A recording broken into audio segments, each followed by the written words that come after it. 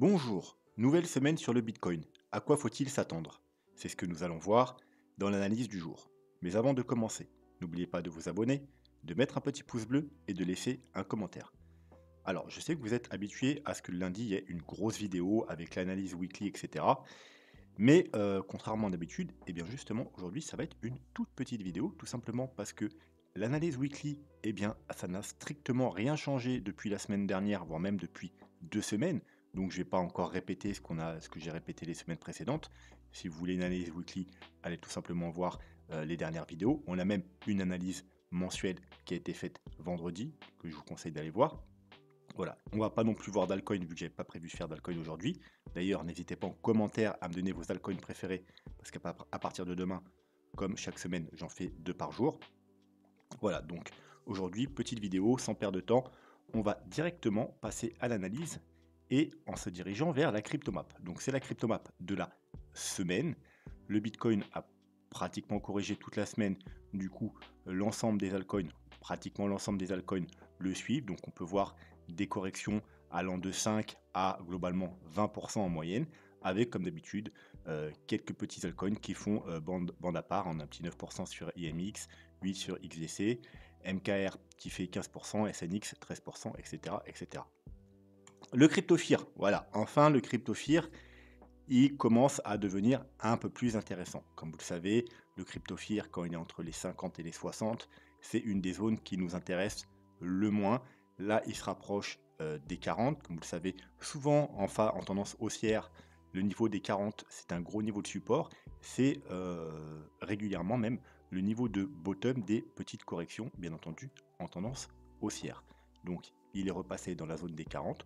On aimerait bien, du coup, pourquoi pas une nouvelle petite jambe haussière pour qu'il aille vraiment baissière, excusez-moi, pour qu'il aille rechercher plus proche du niveau des 40, entre les 38 et les 42 en général, c'est la zone parfaite. Mais voilà, c'est déjà pas mal, ça bouge un peu. On se rapproche probablement d'un petit bottom si ce n'est pas déjà fait. Le dollar, quant à lui, il, euh, il corrige après avoir trouvé un petit top ici. Alors, il n'a pas encore été recherché les 0,382. Il corrige un peu. Donc, moi, je vois deux petites possibilités. Alors, première possibilité, le rebond. Alors, le rebond qui a été entamé ici après toute cette chute est déjà terminé. Il n'a pas été chercher les 0,382, ce n'est pas une obligation. Il a quand même été dans la zone qu'on attendait, c'est-à-dire entre les 0,236 et les 0,382. Il a fini son petit rebond et il va reprendre petit à petit la baisse. Et donc, dans ce cas-là, bien entendu, fort à s'attendre à l'inverse sur les marchés financiers et sur le Bitcoin. Donc, une reprise de la tendance haussière. Peut-être pas immédiatement, parce que sur le court terme, ils ne sont pas forcément corrélés, mais très prochainement. Si vraiment il reprend une tendance baissière pour aller faire des nouveaux plus bas, ça nous donnera probablement une très belle tendance haussière, donc une nouvelle vague haussière sur le Bitcoin. Ça, c'est la première possibilité. Deuxième possibilité, le rebond n'est pas fini et il va aller rechercher probablement les 0,382, voire les 0,5. Mais on aimerait bien que ça ne dépasse pas quand même les 0,382. Et dernière possibilité, eh bien, ce n'est pas juste un rebond. On a trouvé un bottom ici, on a fait une première vague haussière et là, on est en train de faire une vague 2, hein, donc une vague 2 qui peut aller jusque... Hop, enfin, la target théorique. Alors, je vais vérifier que je ne suis pas en logarithmique. Non. Donc la target théorique, c'est celle-là, hein, 0,5, 0,618. On va se mettre un petit rectangle. C'est la target principale, bien entendu, pour aller un peu plus bas au 0,764, où on a d'ailleurs un petit support. Mais globalement, si on est dans ce scénario-là, il devrait aller là, voir au 76,4, vous voyez où il y a le support ici, et ensuite repartir à la hausse, et bien entendu, continuer, si on a trouvé un bottom ici, parce que là, en 1, 2, 3, 4, 5, on va refaire des vagues haussières, et repartir faire des nouveaux plus hauts. Bien entendu, c'est surtout le scénario qu'on ne veut pas voir, si vous voulez voir, bien entendu, un Bitcoin qui reprend sa hausse. Si vous préférez un Bitcoin qui se dirige vers qui refasse des nouveaux plus bas pour en racheter plus bas des 14 000 12 000 $, voire plus bas, alors oui, là, dans ce cas-là, c'est votre scénario préféré, mais si vous avez accumulé suffisamment de Bitcoin ou d'altcoin, hein, bien entendu, et que vous voulez maintenant que ça monte, et que ça reprend la tendance haussière, et qu'on ait cassé les 25 000 $, et voilà, continuer la tendance haussière, c'est surtout le scénario que vous ne voulez pas voir, qu'on ait trouvé un bottom là sur le dollar, et, euh, et qu'on reprend une tendance haussière. Voilà, donc pour l'instant, bien entendu, tant qu'on n'a pas cassé ce niveau, hein, que ça ne change rien, hein, même si là on devait aller ici, tant qu'on n'a pas cassé ce niveau, il n'y a rien à craindre, ça reste toujours très bullish, le dollar sur le moyen long terme reste en tendance baissière, et donc c'est plutôt bullish pour le Bitcoin. Voilà, à partir du moment où on cassera ce niveau, là, faudra peut-être, malheureusement, s'attarder un peu plus sur le scénario baissier pour le Bitcoin et l'ensemble des cryptos. Mais pour l'instant, tout va bien, ça reste encore dans les clous, on est toujours sous les 0,382. Il n'y a aucun signe à long terme de retournement haussier. Le Bitcoin, alors, est-ce que je suis sur le bon graphique? Oui, mais on va pas commencer par ça. Ok, et on va même se mettre en délit. Donc, que s'est-il passé? On avait notre petit range, hein, on a essayé de s'extraire à la hausse, mais on a été bloqué bien entendu par le gros niveau des 25 000 $. Réintégration du range. Ensuite, on a été bloqué par ce petit niveau. Après un rebond sur la médiane du range, qu'on a travaillé pendant un certain temps, on a été bloqué par ce petit niveau intermédiaire que je vais enlever maintenant. Il ne nous sert plus, hein, je vous avais dit, rappelez-vous, si on a une clôture au-dessus, ça pourrait être un signal de reprise haussière. Malheureusement, vous voyez, on a eu des mèches, des mèches, des mèches, on n'a jamais réussi à clôturer au-dessus de ce niveau. Bref, du coup, on n'a pas réussi à remonter. La médiane a cassé, direction directement vers tout simplement le bas du range, la petite ligne bleue ici, qu'on a cassé avec une mèche, et là qu'on est en train de tout simplement essayer de repasser. Donc là pour l'instant c'est juste un pullback. Donc bottom potentiel ici, ça serait du coup un petit fake out, vous voyez, il y a un niveau important ici, hop, on vient chasser la liquidité, et puis on remonte, un petit fake out, en général c'est les meilleurs points d'entrée, hein. Bien entendu, il faut une bougie qui clôture au-dessus de ces niveaux. Là pour l'instant on a juste des bougies qui se font rejeter, mais si ce soir on clôture là, c'est plutôt bon signe. Du coup ce niveau aura fait support juste avec un petit fake out baissier. Mais pour l'instant, encore une fois, c'est juste un pullback, et il n'y a aucun, comment dire, il n'y a aucune pattern de retournement. Donc pour l'instant, c'est juste un pullback. Il y en a même, je pense, qui sont en train de shorter ce niveau. Ce qui peut être pas mal d'ailleurs, si vous voulez le voir monter, vu qu'on arrive, on reteste du coup un ancien support qui maintenant devient résistance. Et vous voyez, la dernière fois qu'on a cassé ce niveau à la hausse, vous voyez, ici, support, support, support, on casse. Et une fois qu'on l'a repassé, boum, on est directement parti en haut du canal. Donc, on pourrait avoir un mouvement aussi violent par la hausse si on arrive à, bien entendu, avoir des clôtures et confirmations de la reprise de ce niveau. Et que ça, c'était un petit fake out. Dans le cas où c'est juste un pullback, eh bien, on va avoir une nouvelle petite vague baissière. Alors, d'un point de vue purement graphique, sans indicateur, l'objectif, ce serait un retest, par exemple, alors soit du dernier plus bas ici, soit de tout simplement la trendline baissière. Je vous rappelle, c'est une trendline weekly, hein, trendline extrêmement importante, qu'on a cassé ici. Premier pullback. Voilà, on pourrait peut-être faire un deuxième pullback avant de repartir à la hausse. Bien évidemment, si on repasse sous cette trendline, c'est plutôt bearish. Et là, il faudra s'attendre à une plus grosse correction, voire même d'aller faire des nouveaux plus bas. Donc ça, c'est pour le daily. Les indicateurs, on va voir 2-3 indicateurs, ou un ou deux indicateurs daily, mais on verra après. On va d'abord refaire une petite mise à jour sur justement les 3 scénarios, parce qu'on m'a posé beaucoup de questions en commentaire sur les scénarios. Alors pourtant, dans les vidéos, j'avais clairement indiqué pour chaque scénario son niveau d'invalidation, mais voilà, on me demandait quand même lequel est le plus probable, machin, etc. Donc on va essayer de voir si ça a un peu bougé de ce côté-là. Donc je vous rappelle, on part d'un principe, pour l'instant, jusqu'à preuve du contraire, qu'on a trouvé un bottom ici aux 15 800 $, après une flat en ABC. Et donc, on repart sur une nouvelle tendance haussière qui doit se constituer de 5 vagues haussières en blanche.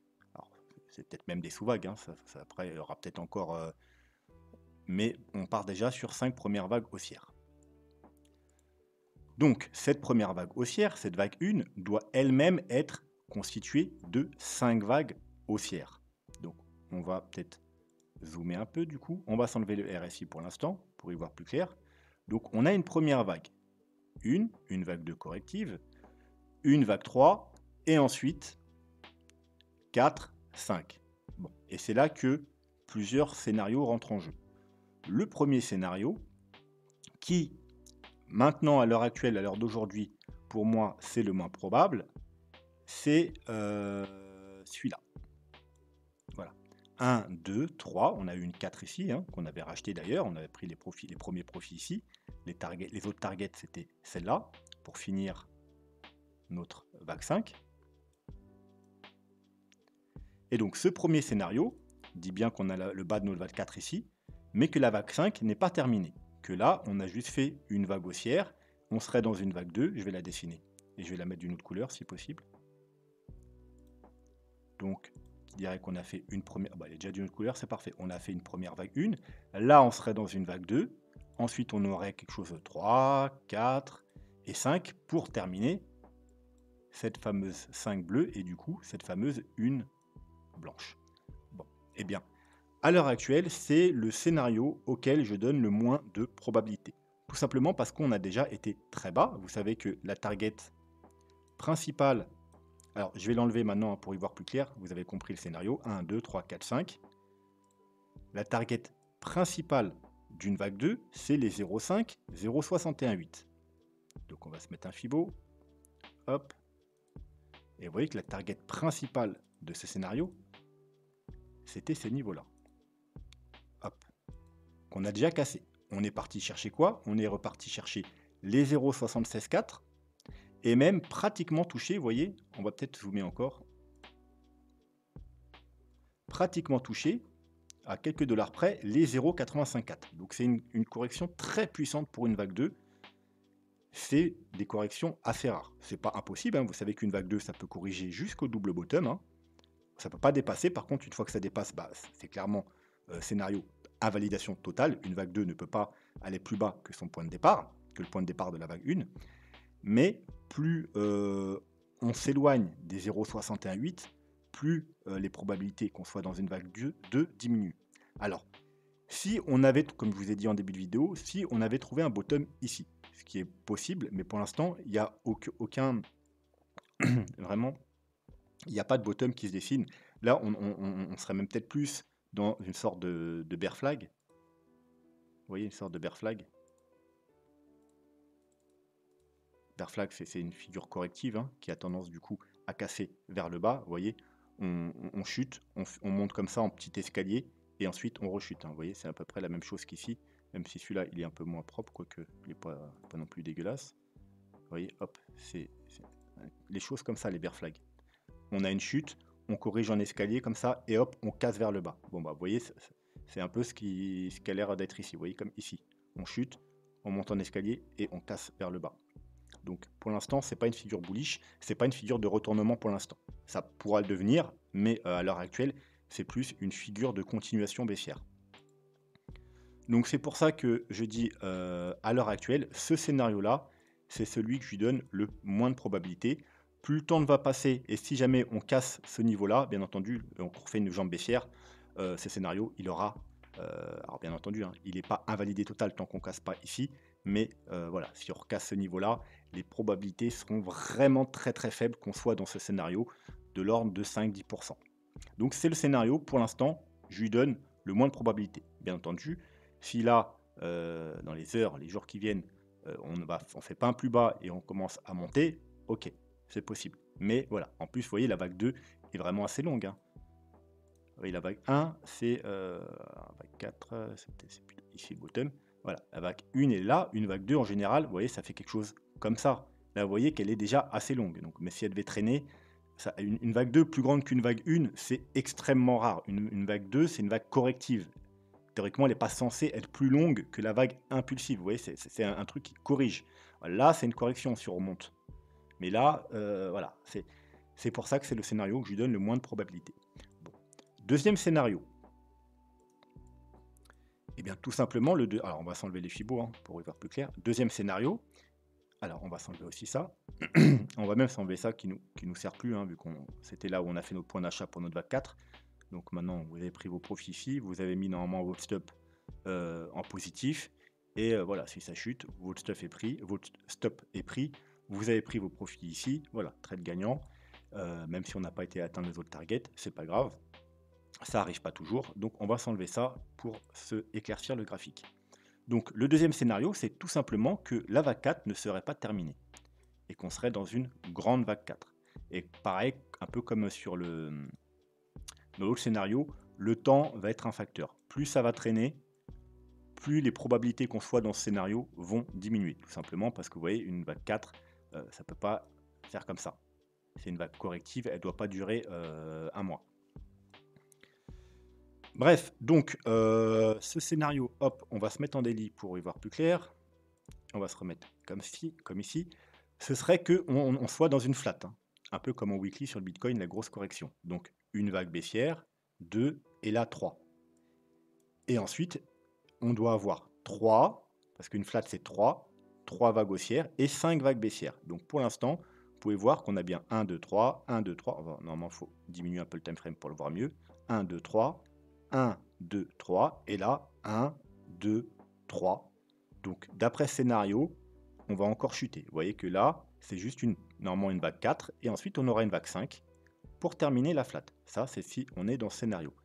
Et encore une fois, plus on va traîner, si ça dure trop longtemps, eh bien, ce scénario perdra également en probabilité. Donc, pour l'instant, c'est encore jouable.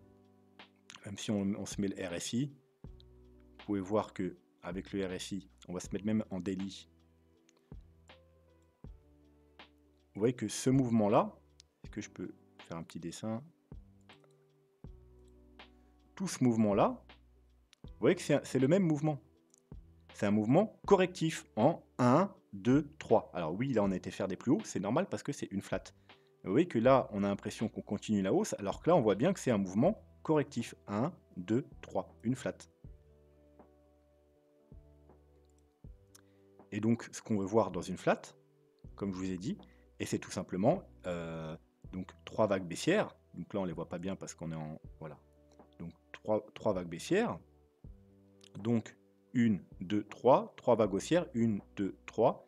Et ensuite 5 vagues baissières. 1, 2, 3.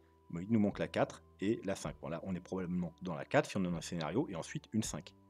Voilà. Donc ça, c'est pour le deuxième scénario. Et le dernier scénario, tout simplement, c'est que on a bien trouvé le bas de la 4 ici, mais que tout simplement, on a eu une petite vague 5 qui s'est terminée sur le premier objectif, qu'on a terminé la vague 1, et que là, du coup, on est dans une correction un peu plus importante d'une vague 2. Et là, au contraire, plus le temps va passer, et plus ce scénario sera favorisé, tout simplement parce que vous voyez que la vague 1 a duré... alors, on va être clair, hop, et précis. Elle a duré exactement environ 90 jours, donc 92 jours, donc ça fait 3 mois. Donc il est normal que la vague 2 prenne son temps et que la vague 2 peut durer 3 semaines, un mois et demi, voire même 2 mois. C'est voilà. Et pour l'instant, vous voyez que ça fait 13 jours. Donc plus ça va traîner, plus on va descendre et plus ce scénario sera bien évidemment à privilégier. Si par contre on remontait tout de suite et on cassait ici, bon bah on annulerait ce scénario parce qu'une vague 2 aussi petite, c'est quand même extrêmement rare en termes de force du mouvement et de temps et de timing. Voilà. Mais si ça traîne encore, si ça descend, si on vient rechercher la target principale, hein, c'est celle-là. Tout simplement, on s'est mis un petit Fibo. Hop, ouais, 0,5, 0,618. Si on vient ici, eh bien, voilà, ce sera le scénario à privilégier. Alors, bien entendu, on pourrait s'arrêter au 0,382. Hein. Comme je vous dis souvent, en début de bull run, les corrections de vague 2 sont assez bullish. Des fois, elles n'atteignent pas les 0,5, les 0,618. Elles s'arrêtent au 0,382. Par contre, il faudrait quand même qu'on traîne un peu, vous voyez, pour que ça prenne un petit peu de temps. En plus, vous voyez, vous avez un niveau de support. Hein, ici, c'était le niveau ici. Le niveau ici, le niveau ici, donc niveau assez important, les 21 300 $, donc on pourrait s'arrêter en vague 2 ou aller rechercher la target principale, les 0,5, 0,618. Bon, ça c'est le dernier scénario, et comme je vous ai dit, plus le temps passe et plus ça va être le scénario à privilégier. Voilà, donc ça c'était pour les 3 scénarios. Pour finir, on va aller jeter un petit coup d'œil aux moyennes, enfin à 1 ou 2 indicateurs. On va commencer par les moyennes mobiles en daily, vu qu'on va s'arrêter un peu au court terme. Et ce qu'on peut voir, c'est qu'on a cassé du coup la EMA 21 et la MA 50 et qu'on n'a plus rien en support, hein, par rapport aux moyennes mobiles bien entendu, jusqu'aux 20 000 $ environ, où on aura la moyenne mobile 200 et la moyenne mobile 100. Voilà, mais voilà, pour l'instant, on vient de casser un support. Faudrait essayer de le récupérer assez vite, parce que sinon, bah, tout simplement, il y a, vous voyez, il y a un gros vide ici, il n'y a plus rien qui nous supporte sur les moyennes mobiles. Si par contre on arrive à récupérer le niveau des 23 000 $, ce sera plutôt bullish. Par contre, attention, hein, ça peut être encore une fois juste un pullback, hein, on vient de là, rejet des 2 moyennes mobiles et on repart à la baisse. Et ensuite, l'objectif par rapport aux moyennes mobiles, ce sera de viser environ les 20 000 $. En weekly, rappelez-vous ce qu'on a vu la semaine dernière. Je ne sais pas si elle est encore là. Ouais, Bitcoin, le range décisif. Eh bien, maintenant, le range est également matérialisé par tout simplement les moyennes mobiles en weekly. C'est-à-dire, on a la moyenne mobile 200 en haut, aux 25 000 $, et la moyenne mobile EMA 21 en bas, aux 21 200 $. Vous voyez, c'était environ le range la semaine dernière, 21 000, 25 000 $. Et le Bitcoin est coincé. Et vous pouvez voir que la EMA, elle monte. Celle-là, elle monte, mais beaucoup plus doucement. Donc, il va être compressé entre ces 2 moyennes mobiles. Et il y a en plus une troisième moyenne mobile qui vient rajouter son grain de sel. C'est la moyenne mobile 50. Regardez, elle fait pression sur le Bitcoin en plus de la MA 200. Et c'est elle qui, ces 2 dernières semaines, vous voyez, on n'a pas réussi à atteindre la moyenne mobile 200, on a testé 2 fois, et les 2 fois, eh bien, la moyenne mobile 50 a également fait rejet. Ici, vous voyez, elle ne nous laisse plus passer. Et elle met une pression encore plus, donc elle réduit le range du Bitcoin, qui maintenant, du coup, se trouve entre les 23 600 $ et toujours la MA 21 aux 21 200 $. Et donc, on a une sorte de compression du prix, bien entendu, cassure à la hausse. Donc, ça nous donnera direction retest de la moyenne mobile 200. Et si on casse la moyenne mobile 200, eh bien, il faudra s'attendre à une continuité de la hausse, un gros mouvement haussier. Et à l'inverse, si on casse la EMA 21 aux 21 200 $, malheureusement, eh bien, on repassera totalement bearish en weekly sur les moyennes mobiles, puisque on sera en dessous toutes les moyennes mobiles, on n'aura plus de support. Et là, soit on aura une correction plus importante, probablement la vague 2, comme je vous ai dit tout à l'heure, avant de remonter et recasser à la hausse, ou soit, malheureusement, carrément, on ira faire des nouveaux plus bas. Voilà. Donc, semaine, c'est peut-être pas cette semaine, mais la semaine prochaine sera sûrement une semaine décisive, puisque les 2 moyennes mobiles là vont encore se contracter davantage. Ça va réduire la place du Bitcoin et à un moment donné, il faudra qu'ils choisissent une décision de casser la moyenne mobile 50 pour aller refaire un retest de la moyenne mobile de 100 ou casser la EMA 21 et aller un peu plus bas ou beaucoup plus bas même. Voilà, donc cette semaine, probablement pas. Alors, on peut bien entendu casser hein, cette semaine, hein, mais voilà, il y a encore un peu de marge hein, pour circuler entre ces 2 moyennes mobiles. Mais la semaine prochaine, il y a moyen quand même qu'il soit assez compressé pour, si c'est pas déjà fait, sortir à la hausse ou à la baisse. Et on va finir par jeter un petit coup d'œil au MACD. Donc MACD weekly, tout va bien. Il n'y a encore aucun signal baissier. Hein. Sur le stock RSI, on a un croisement baissier. Vous savez que ça n'a aucune importance. L'important, c'est de rester au-dessus de la zone de survente. Donc, tant qu'on est au-dessus de la zone de survente, tout va bien. Et à ce niveau-là, au niveau du MACD, on n'a aucun croisement baissier, aucune bougie rouge, donc tout va bien. Par contre, ce qui est un peu plus bearish, c'est le 3 jours. Le 3 jours, vous pouvez voir que on est passé bullish sur le 3 jours, ici même. Vous voyez, on est repassé au-dessus de la zone de survente.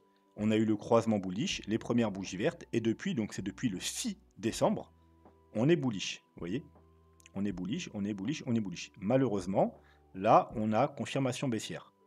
On a cassé la zone de surachat et on a eu croisement baissier et même confirmation. Alors, la confirmation n'est pas encore finie. Alors 5 mars, 8 mars, donc dans 2 jours, si cette bougie, si on n'a pas un gros mouvement haussier, cette bougie normalement confirmera la baisse en 3 jours. Ce qui veut dire qu'il faudra probablement favoriser encore une fois le scénario de la correction plus importante, donc c'est-à-dire qu'on ait fini la vague 1 et là qu'on est dans une grosse vague 2 corrective. Voilà, voire le scénario encore plus bearish, mais tant qu'on casse pas ce gros niveau de support, disons les 18 400 $, on restera en scénario principal, le scénario bullish, donc on ait trouvé un bottom ici. Voilà, donc un petit peu de mauvaises nouvelles par rapport aux 3 jours, mais voilà, sur les autres indicateurs et sur le plus long terme, ça reste plutôt bullish, donc c'est pas la peine non plus de trop s'inquiéter. Tant qu'on reste bullish en weekly, tout va bien. Le 3 jours en général, ça annonce juste corrections. Des corrections, et après bien entendu si ça se répercute au weekly, là c'est un peu plus inquiétant, mais tant que ça reste du 3 jours, ça nous annonce peut-être justement notre correction qui va prolonger un peu tout simplement pour la vague 2 de ce scénario là. Voilà, on va s'arrêter là pour aujourd'hui. Comme je vous ai dit, ça va être une vidéo assez rapide. On se retrouve demain pour une nouvelle analyse et surtout pour l'analyse de 2 de vos altcoins préférés. Donc n'hésitez pas en commentaire à me donner la liste de vos altcoins. Bien entendu, 1 ou 2 par personne, c'est amplement suffisant. Sinon, j'ai pas le temps de tous aller les voir. Sur ce, moi je vous souhaite une très bonne soirée et je vous dis à demain. Tchuss!